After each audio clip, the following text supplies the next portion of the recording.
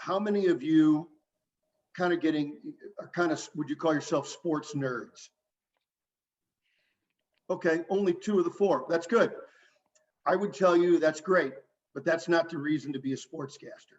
The reason to be a sportscaster is you got to love broadcasting.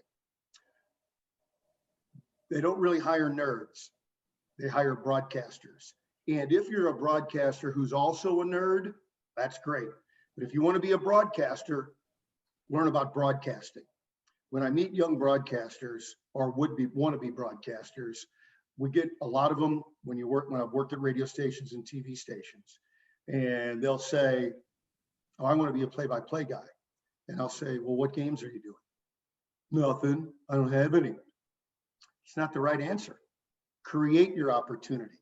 You got to create I don't care if you're in front of the TV with a microphone and recording. You've got to work on your craft. You can't wait for somebody to hire you, because they won't hire you if you've never done it. So you saying, I don't know, I'm waiting to get hired, is not going to work. Intense. What do you do specifically for your game prep for SLU? How do you keep that balance of having enough to talk about in terms of stats versus overwhelming yourself? Because there's so many out there.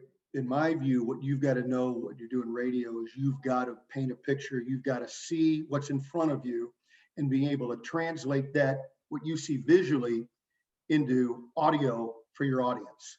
I've always felt that my goal is to make the person listening feel like they're sitting right next to me and we're enjoying the game together.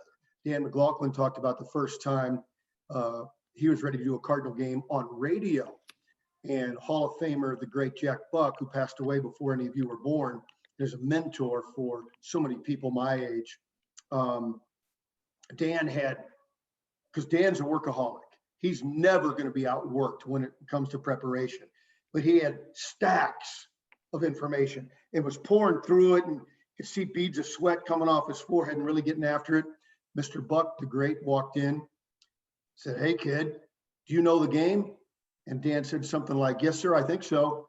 And he goes, "Good." And he grabbed all of his notes and threw them in the trash can. The sport, I am actually listening to a few Olympic games of people during the Olympic volleyball games, and I'm refreshing myself with how they keep score, because it's a little bit different than some other sports. But I feel like I know all the players on the MRH team, and I have actually reached out to Miss Carmen over email. I might actually go to her and talk to her a little bit. But you can't give up if you really want to do it. It's fulfilling, but it takes a lot of sacrifice. Great.